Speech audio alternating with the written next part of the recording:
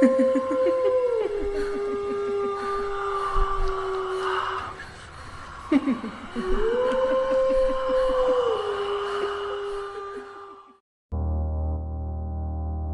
hello, my lovely lilies.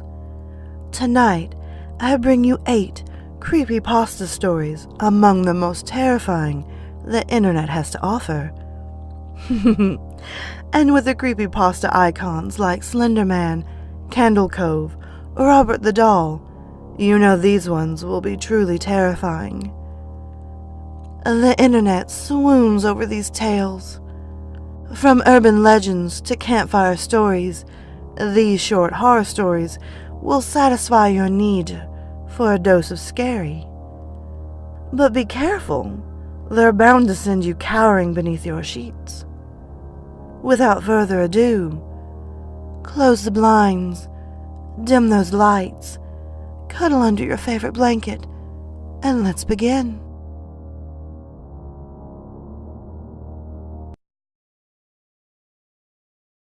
My sophomore year, I roomed with a girl named Kara. She was a jazz vocalist, but her main interest was opera. We had a small room on the 6th floor of a dormitory called Jupiter Hall. The walls were thin, and her last night's singing and voice practices would keep me up late.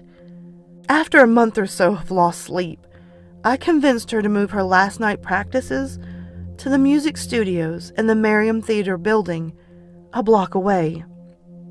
Around 8 one evening, Cara announced that she would be practicing late for an upcoming recital, and probably wouldn't be home until around midnight. Great, I thought. That means I can go to bed early. I was beat and had a horrible day in acting studio, and I was ready to pass out as soon as I had dinner. She said goodnight and left, coffee and sheet music in hand. I made some grilled cheese and soup. I gobbled it down and immediately began to prepare for bed. By the time I got out of the shower, my eyelids were so heavy I could hardly brush my teeth. I pulled on my PJs and I crawled into the top bunk of our bunk bed. I was out as soon as my head hit the pillow. I should take a second to describe the layout of our apartment. When entering the apartment, the bedroom was through the door immediately, to the left. Our bathroom was inside the bedroom, just past the bunk beds. UArts is nice in the sense that you don't have to share bathrooms. Anyway, I woke up to the sound of the apartment door closing.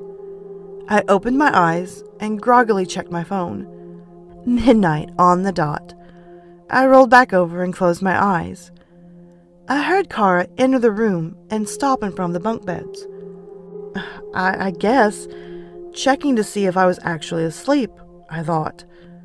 She flopped down on the bed below me, which was strange, as she was a stickler for brushing her teeth and washing up before bed. Then again, exams were just around the corner, and we were all exhausted. The mattress below me creaked, and then was silent. I couldn't even hear her breathing. I was just on the edge of deep sleep when I was startled awake, again by a noise. A key in the lock, the door opening, and Cara entering our apartment, humming an opera tune. Then the mattress below me creaked.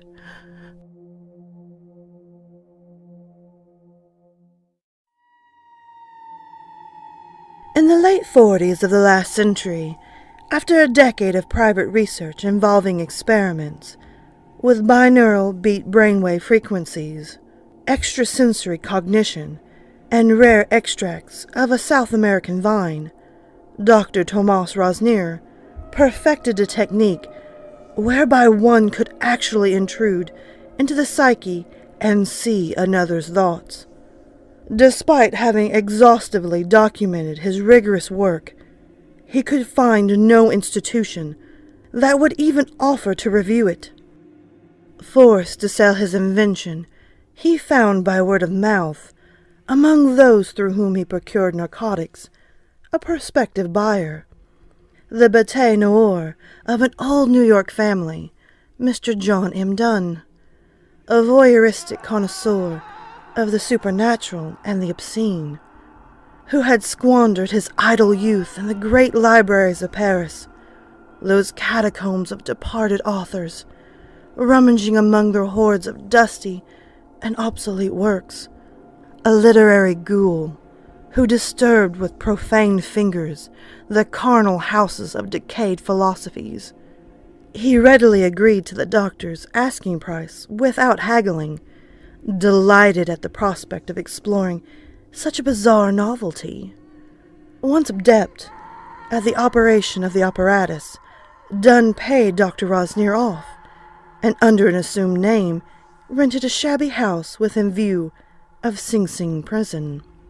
In the timeless night, while the convicts fitfully slept, with the aid of a set of stolen blueprints and his new mind-reading device, he raided their memories cell by cell, at liberty to savor the forbidden thrill of thefts, molestation, moonlit homicides, in secret, without remorse or consequence.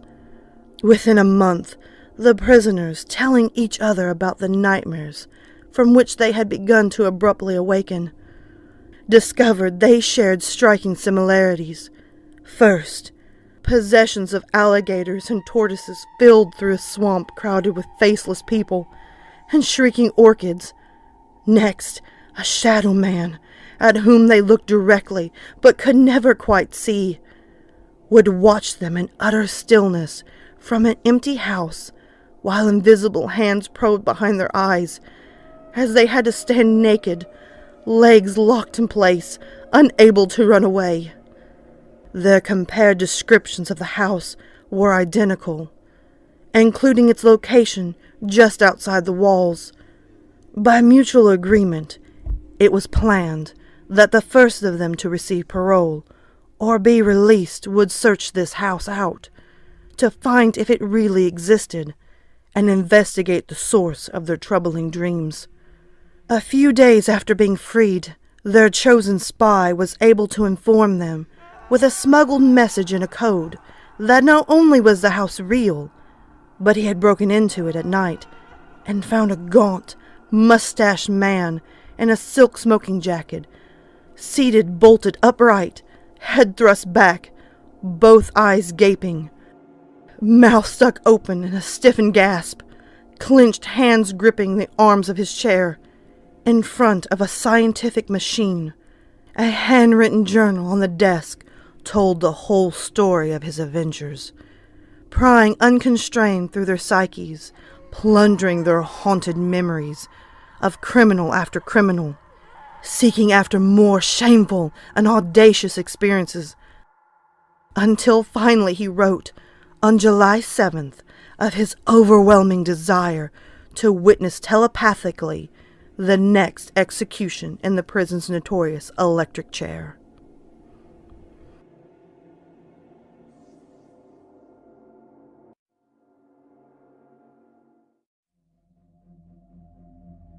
In the summer of 2013, I found myself driving home, alone, on Highway 902 from a party. It was almost midnight, and needless to say, it was pitch black. As was usual at night, I was on edge.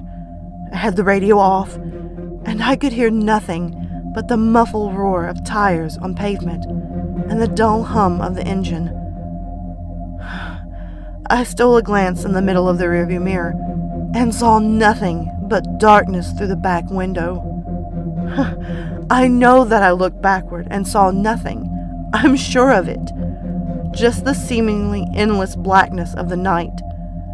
I remember it so clearly because not 10 seconds later, a car passed me to the left, headlights on. I had one of those sudden adrenaline rushes, like when you think you see a person outside of your bedroom window, when it's just a tree, or when you start to wake at night with the feeling of falling. 10 seconds earlier, nothing had been behind me. Suddenly a car? I drove the rest of the way home, shivering and knowing something was off. The next morning, I found 2 sets of scratches near the back of my van.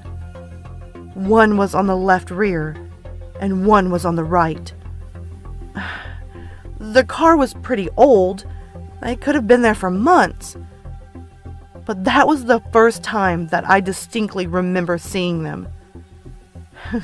In hindsight, there are 2 possibilities for what happened that night. Possibility 1, by some glitch in reality or something paranormal, this other car had somehow appeared behind me within 10 seconds of me checking my mirror, like some weird ghost crap or something. However, the second option is what makes my blood run cold whenever I consider it. It didn't even occur to me until months after the fact, but it makes me dread driving alone at night even more. Possibility number 2. The car was normal. It had approached me from the rear and passed me to my left. However, something large and wide and as black as the night had been clinging to the rear of my car, obscuring my view through windows and leaving deep scratches on the sides. And I had inadvertently driven it home with me.